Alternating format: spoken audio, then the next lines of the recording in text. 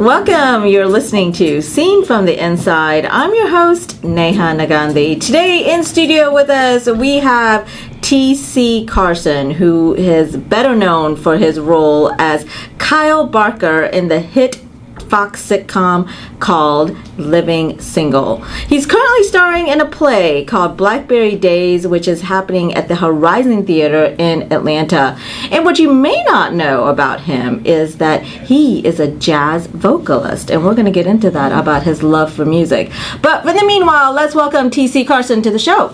Welcome. Hey, Neha, how are you? Oh, I'm so good. I'm glad that you're here. I am too. Yeah, this is so fun, right? I mean, first of all, you got this lovely, awesome baritone voice.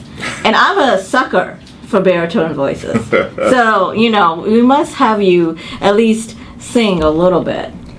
Oh, wow. Okay. A little bit. Let me think about it. Later on.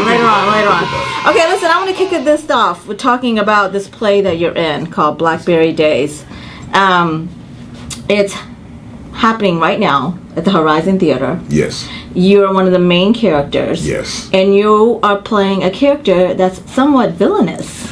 Yeah, he's a little schmarmy. Yes, he's a little schmarmy. He's a little schmarmy. Yeah. I would say that. Yeah, yes. He is. But so what is that like? Do you like playing the villain?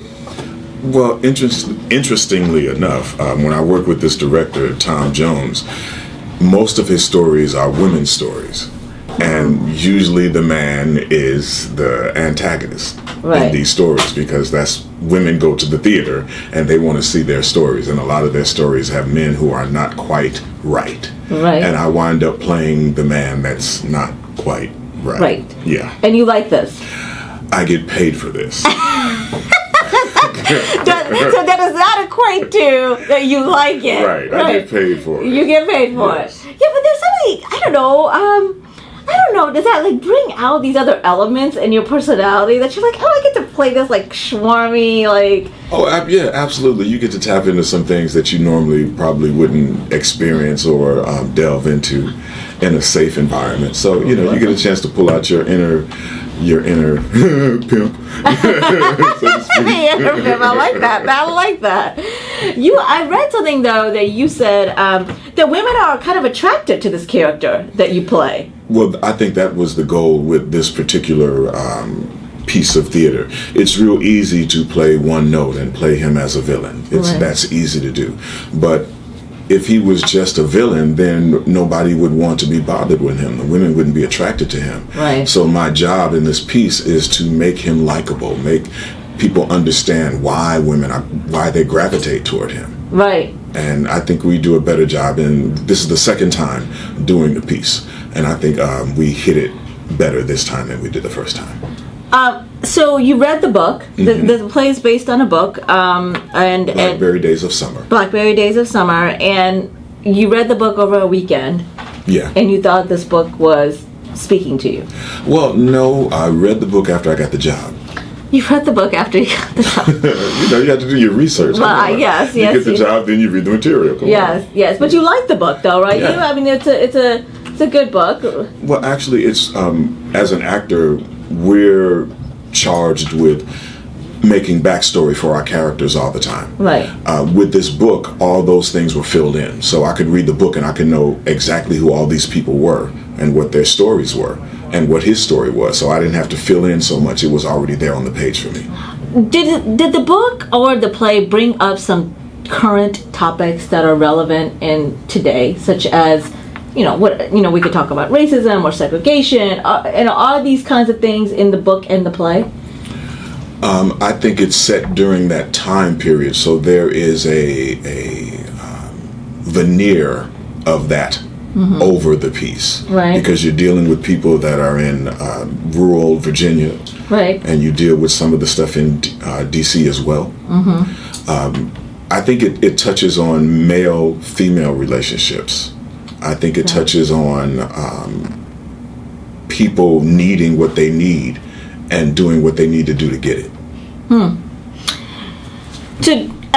Do other characters have you played? Are they similar to this character? No. This is no, he's new.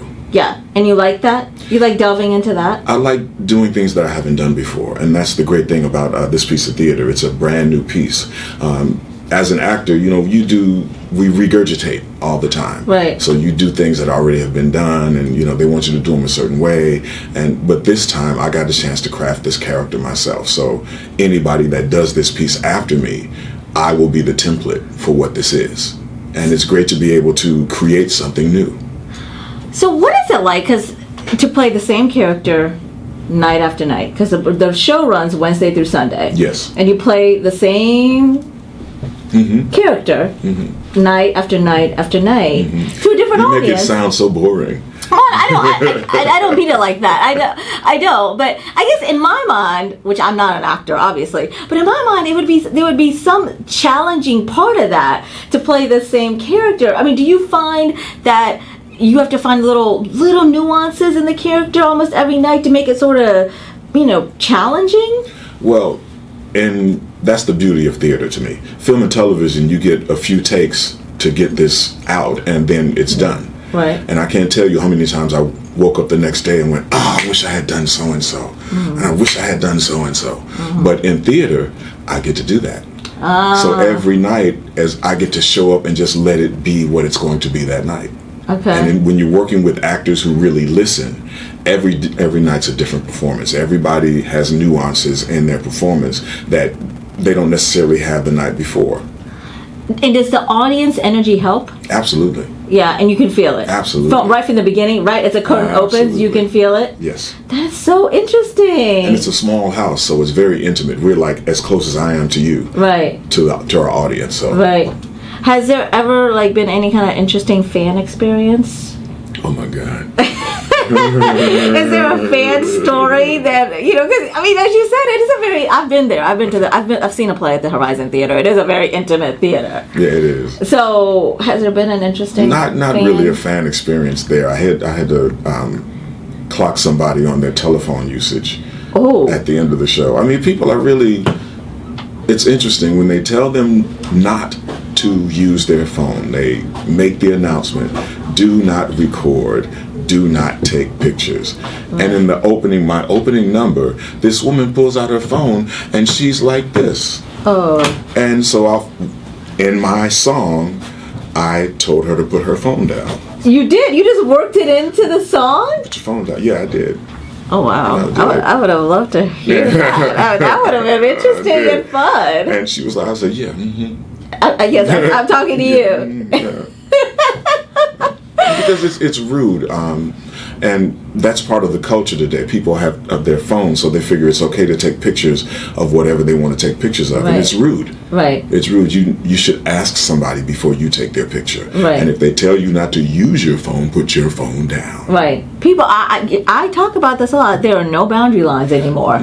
Society has no boundaries anymore. I have to tell you this. I just interviewed David Banner. Okay. And we were talking about this, about lack of boundaries for people, right? How society and communities have changed so much from, you and I grew up, I know your birthday, so you and I grew up in the same sort of time. And, it's like, what happened to all of that? I don't know.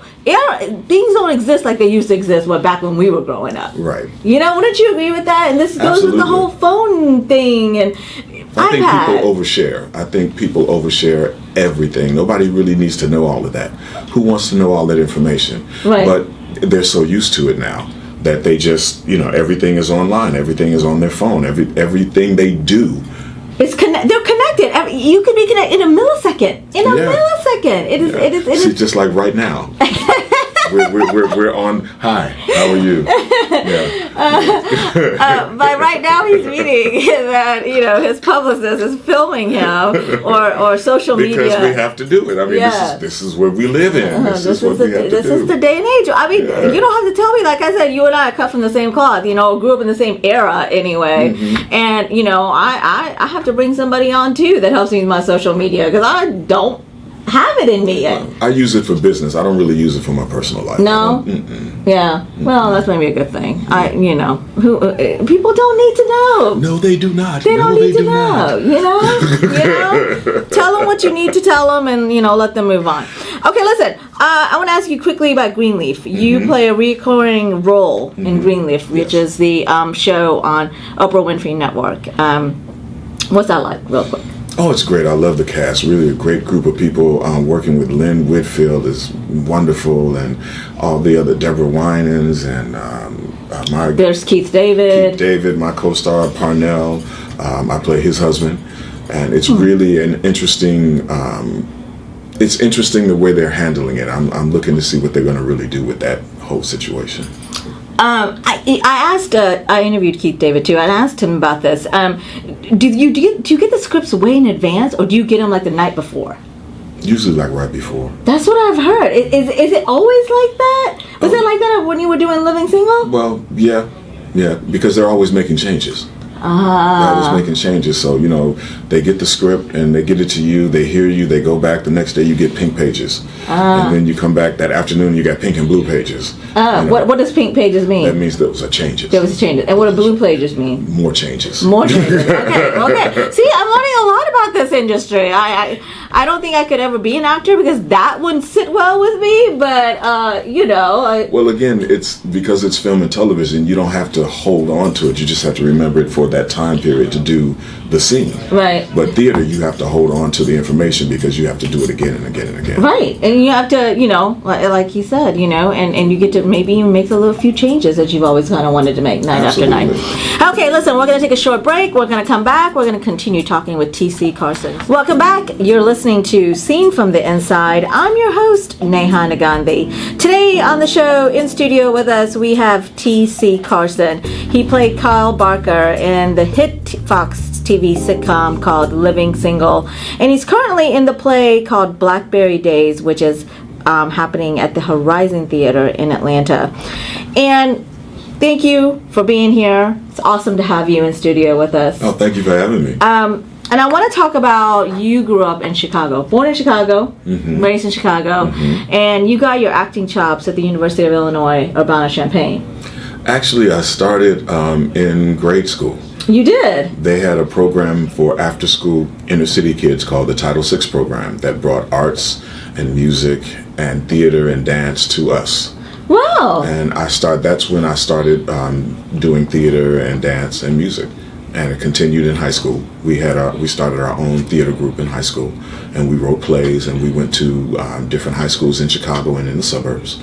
Wow. And then when I got to college, didn't do as much acting. I did more singing, so with the black chorus and bands and that kind of stuff.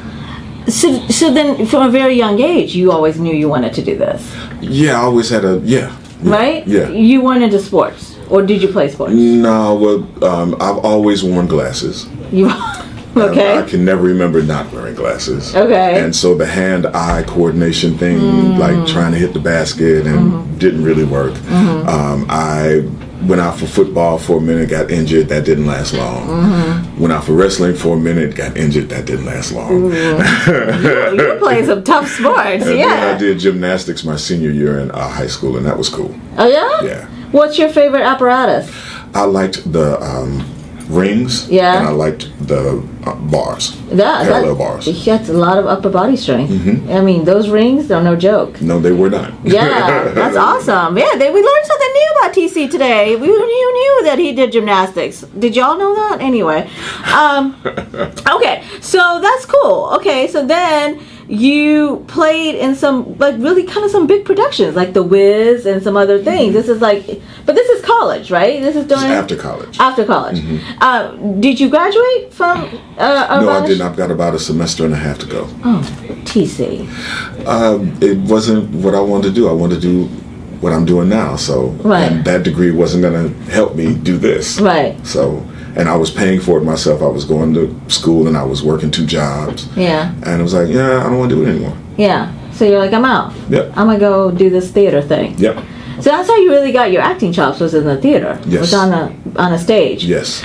So would you say that's like your first love? Music is my first love. Music is your first Music love. is my first love. So we kind of touched upon that and during the introduction that you're a jazz vocalist and you put out 2 albums. Yes. The first one is called Truth, and that's all original music written by myself and Andre Simone, who used to play with Prince. All right. Okay. And the second one is TC Carson Live in Beverly Hills, and it's a live performance with some stuff from the first album and then some cover stuff as well. So who's some of the jazz vocalists that have influenced you? Oh, Al Jarreau, definitely. Al Jarreau, Bobby McFerrin, who else? Al Jarreau, he's recently passed, right? Yeah, he did. Yes, yes. He did. It was very sudden and unexpected, and it took me a minute to come back from that. Yeah, because he was still out there touring. He was still out there doing his thing. He had just done a week, and he was just exhausted. Oh. You know, touring is not easy. No. Touring is not easy. Would you consider ever going on a tour? Absolutely. Yeah? Yes. Is that in the foreseeable future? Absolutely. Oh, it's going to happen? Absolutely. In, yes. In 2018? Okay. Absolutely. Now, and if y'all want to see it, hit me up and tell your people. Now you were like a Diana Krall kind of fan? I like Diana Krall, yeah. Yeah, she's cool. I'm into women vocalists. I don't know. They when it comes to jazz music, and not that I'm some like connoisseur of jazz music, which I'm not. But when I do listen to it, I like to listen to these kinds of voices that kind of are like smooth, silky, right? Then you're gonna love my new album. Yeah. Yeah. Does it have a name? Not yet. Okay. Should we think of a name right now? Sure. Come on, give me something. I Fell in Love. What y'all think? Let me know. Yeah, let us know. Let us know, Facebook Nation. What do y'all think about that? I don't know. I just came up with that. You just put that on your list, okay? Okay. What another thing that people may not know about you is that you're a big voiceover video game artist. Yes. Right? You played Kratos in God of War, which is a PlayStation video game. So what was that like?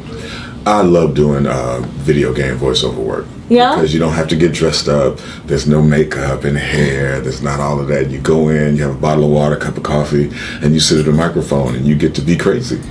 I've seen pictures of this character, and I was like, wow. If you see TC, and then you see pictures of this, very mighty-looking warrior-type character, did you have to, tap into something to play him?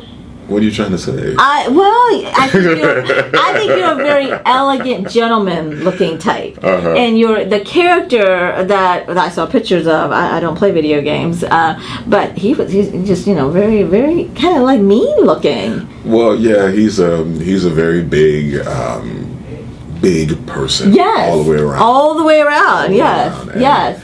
It was great to be able to tap into that side and be that big and that mean and that... He looked ferocious. He is. Yeah, and you were just like, I get to play this guy with a cup of coffee. Come on. Yeah. I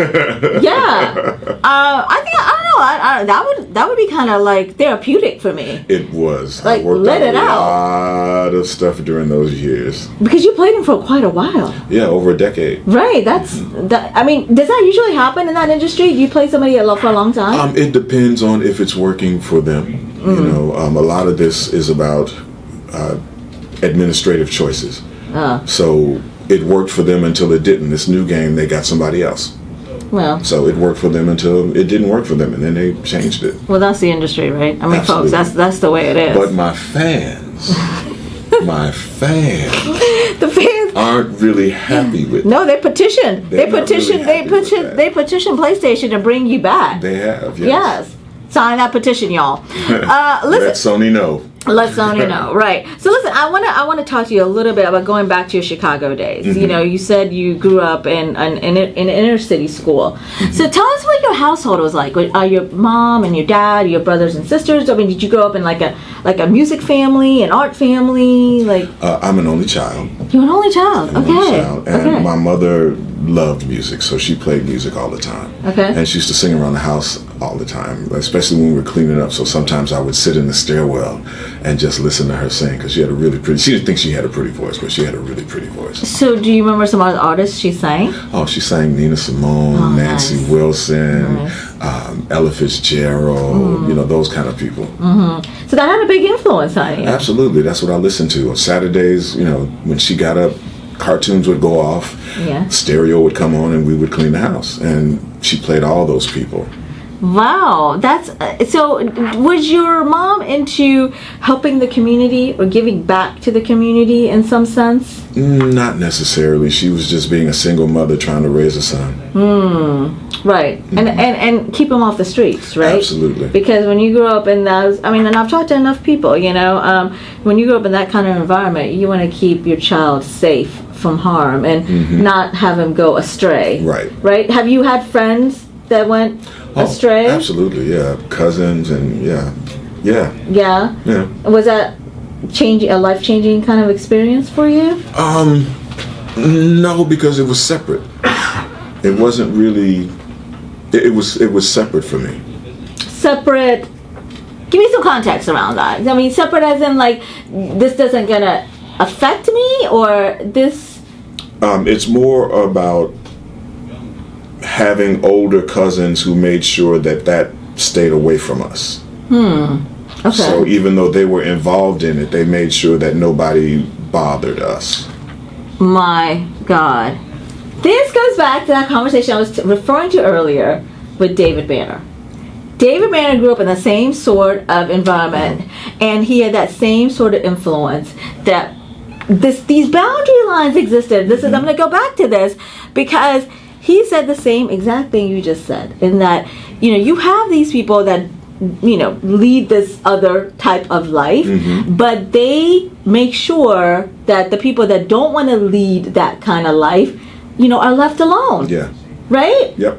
Those same boundary lines don't exist anymore.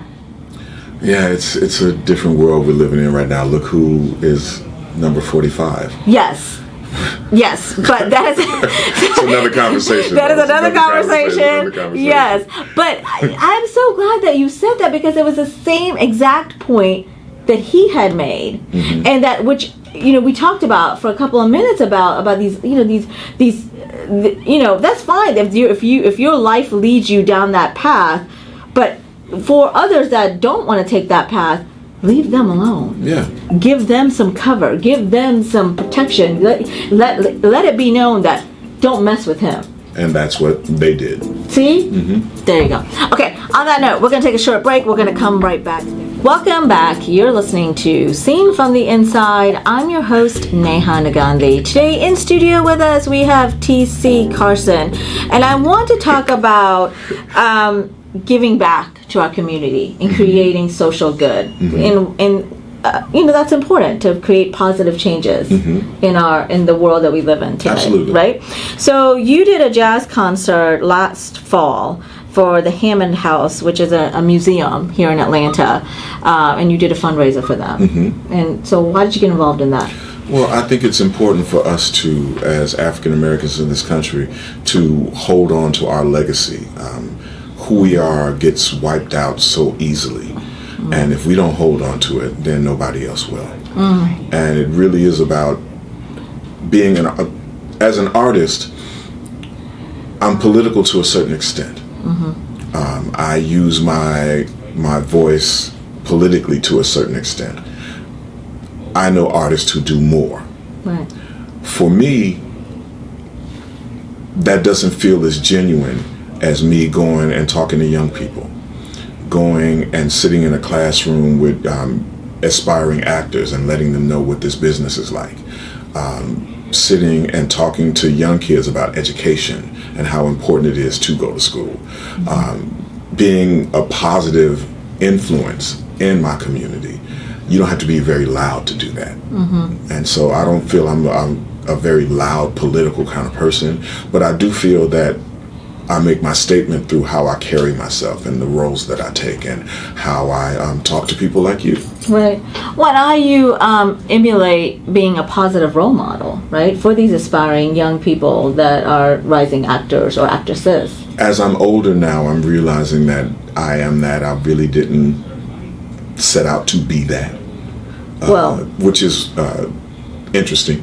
Yeah. Because I talk to people, and to hear them tell me how they think about what I do and what I've done is it's wild. I never thought I had that kind of influence, but I realized that living single was very instrumental in a lot of people's upbringing. Right. It showed them a different kind of African American group of people, different kind of African American young people, right? You know, that were aspiring to do things. They had their own businesses, and we hadn't seen those type of people on TV yet.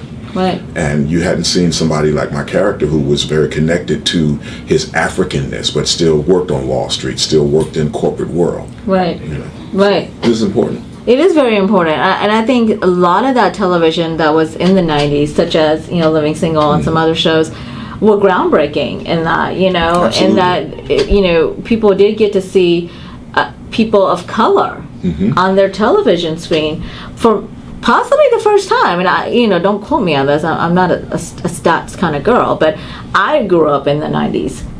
So I remember watching a lot of these shows and seeing these different situations where you just talk about it. I mean, here's, you know, some roommates living together and just living their lives and aspiring to be professionals. And how great is that, right? I mean, Absolutely. It was real world. Right, right. So I think that's a very good point to be made. And do you ever see yourself starting a foundation?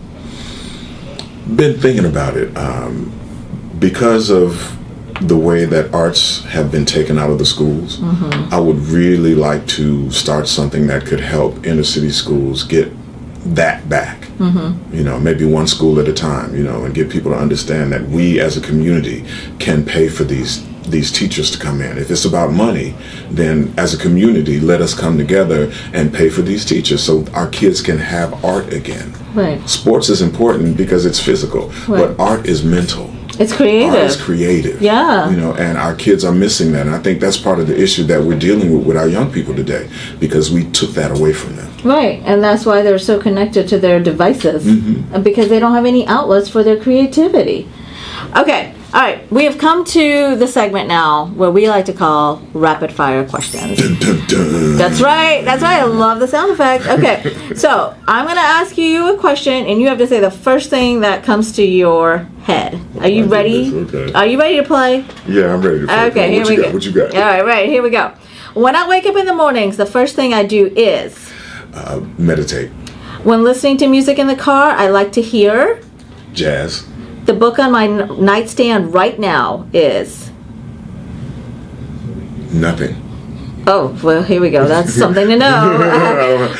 I go to sleep when I go in that bedroom. I go to sleep. That's what your nightstand is for, right? All right. Okay. I can cook a mean. Everything. You cook very well? Yes, ma'am. Really? I learned a long time ago, if you like to eat, you should learn how to cook. That way you get what you want when you want it, how you want it. Well, there you go. Okay. All right. I like it. The song I sing in the shower is. If You Want Me to Stay by Sly and the Family Stone. Can you sing a little portion of that? If you want me to stay, I'll be around today to be available for you to see. I'm about to go, then you will know. For me to stay here, I got to be me. That's awesome! Thank you for that. Thank you for that. That just made my day right there. Okay. All right. Okay, gotta go really quickly. My go-to outfit for a black tie event is. Black tie. Did you have a nickname growing up? I got my nickname TC in college. Okay. What's your favorite pizza topping? Jalapenos. What is the one thing you cannot live without? My music. Okay, we got time for one last question here. What's your favorite ice cream flavor? Peanut butter chocolate. Oh, that sounds great. Oh, God, that sounds really good right now. Listen, I want to thank TC Carson for being a guest on the show. Thank you so much. Thank you for having me. Thank you. And much success in the play that you're in right now called Blackberry Days. It's playing at the Horizon Theater in Atlanta. It's in a neighborhood called Little Five Points. It's playing through August 27th, so please go check it out. And you've got you might have a new album coming out, and you might even go on tour next year, so y'all keep up with TC Carson. And thank you for doing all the social good that you're doing. Oh, thank you so much. I appreciate you. Get more Inside Scoop by following us on social media. On Facebook and Instagram, we're at Seen from the Inside. That's SEEN from the Inside. On Twitter, we're at Seen from Inside. And don't forget to subscribe to our YouTube channel, which is Seen from the Inside Talk Show. Stay tuned for more.